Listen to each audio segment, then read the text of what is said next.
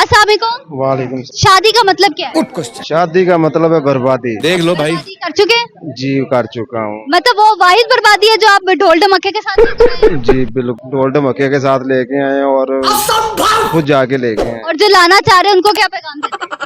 उन्होंने यही कहेंगे कि काका बच जो है काम बहुत ही ਮਾੜਾ ਕੰਮ ਹੈ ਤੇ ਨਹੀਂ ਕਰਨਾ ਚਾਹੀਦਾ। ਸਮਝ ਰਹੇ ਹੋ? ਮਾੜਾ ਕੰਮ ਹੈਗਾ। ਹਾਂਜੀ ਤੁਸੀਂ ਤਾਂ ਕਰ ਲਿੱਤਾ ਫਿਰ ਤੁਸੀਂ ਫਸ ਗਏ ਹੋ ਤਾਂ ਅਗਲੇ ਨੂੰ ਕੀ ਕਹਿ ਰਹੇ ਮੈਂ ਇਹੀ ਕਹਿ ਰਿਹਾ ਨਾ ਕਿ ਬਚ ਜਾਓ। देख लो भाई। ਕਿ ਖਾਸ ਕਰ ਆਸ਼ਕੀਆਂ ਮਸ਼ੂਕੀਆਂ ਤੋਂ ਬਚ ਜਾਓ। अच्छा ਤੁਸੀਂ ਕੀਤੀ ਸੀ? ਤੇ फंस गया सी है। ਨਹੀਂ ਜੀ ਮੈਂ ਵੀ ਕੀਤੀ ਤੇ ਹੈ ਸੀ ਲੇਕਿਨ ਲੱਭੀ ਕਿ ਨਹੀਂ? ਲੱਭ ਗਈ। ਲੱਭ ਗਈ ਤਾਂ ਫਿਰ ਕਿਸ ਬਾਤ ਵੀ ਗਈ ਤੇ ਲੇਕਿਨ ਨਹੀਂ ਵੀ ਲੱਭੀ। ਇਹ ਕਿਹੜੀ ਚੀਜ਼ ਹੈ? ਮਿਲਤੀ ਹੈ ਜਾਂ नहीं मिलती है? एक चीज होती है। तू समझा? ਇਹ ਕੈਮਰੇ ਦੇ ਸਾਹਮਣੇ ਮੈਂ ਕੋਈ ਸਾਰੀਆਂ ਗੱਲਾਂ ਨਹੀਂ ਕਰ ਸਕਦਾ ਕਿ नहीं खुफिया बता दे हम नहीं चलाते। बस हवा निकल गई।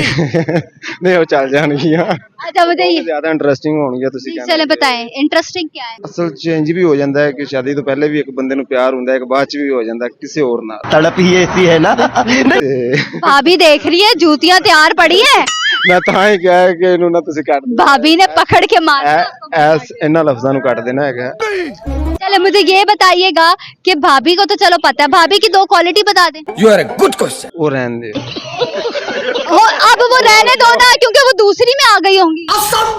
ਨਹੀਂ ਉਹ ਨਾ तू समझा? ਇਹ ਕੈਮਰੇ ਦੇ ਸਾਹਮਣੇ ਮੈਂ ਇਸ ਤਰ੍ਹਾਂ ਦੀਆਂ ਗੱਲਾਂ ਨਹੀਂ ਕਰ ਸਕਦਾ। अच्छा आपकी उनको आप में क्या पसंद आया? You are a good question। ਪਸੰਦ ਯਾਰ ਕੈਮਰਾ ਬੰਦ ਕਰੇਗਾ ਤਾਂ ਫਿਰ ਸਹੀ ਗੱਲਾਂ ਹੋਣਗੀਆਂ।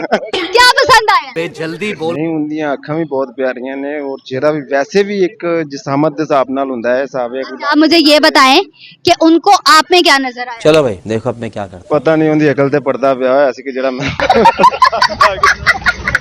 ਮੇਰੀ ਮੈਂ ਤਾਂ ਆਪਦੇ ਬਾਹਾਂ ਤੇ ਬਲੇਡ ਮਾਰਦੀ ਰਹੀ। क्या क्या बोला तूने? नहीं पहले क्या ਪਤਾ ਨਹੀਂ ਡਰਾਮਾ ਹੀ ਕਰਦੀ ਰਹੀ ਕਿ ਪਤਾ ਨਹੀਂ ਇਸ ਤਰ੍ਹਾਂ ਦਾ ਯਾਨੀ ਕਿ ਉਹ तू समझा? ਐਵੇਂ ਦੀਆਂ ਗੱਲਾਂ ਛੱਡੋ ਪਰ ਕੈਮਰੇ ਦੇ ਸਾਹਮਣੇ अच्छा ਨਹੀਂ। ड्रामे करती है। कुछ भी। बेगम को मनाना हो तो कैसे मनाते? You are a good question।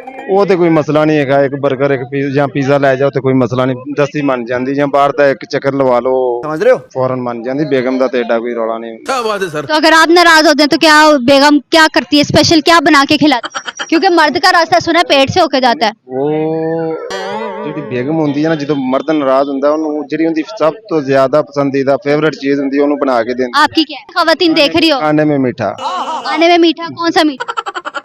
कुछ भी हो जाए, हलवा हो जाए, किस तरह की चाहे हलवे में चीनी डाल के की बजाय नमक डाला हो उन्होंने। फिर जुत्ती मेरी 9 नंबर है। आप अपनी बेगम को मारेंगे? कैसे कैसे लोग रहते हैं यार। ਕਿਸੇ ਟਾਈਮ ਬੰਦਾ ਮਾਰ ਵੀ ਲੈਂਦਾ ਇੱਕ ਅੱਧਾ ਏਡਾ ਇਹਦੇ ਚ ਕੋਈ ਜੁਰਮ ਤੇ ਨਹੀਂ। इतने दस- कौन है ये लोग? कहाँ से आते हैं? ਨਹੀਂ ਬੰਦਾ ਮਾਰ ਸਕਦਾ क्या क्या बोला तूने? ਇਹਦੇ ਚ ਕੋਈ ਏਡਾ ਰੌਲਾ ਨਹੀਂ ਹੈਗਾ। नहीं है। ਨਹੀਂ अच्छा। चले बहुत शुक्रिया।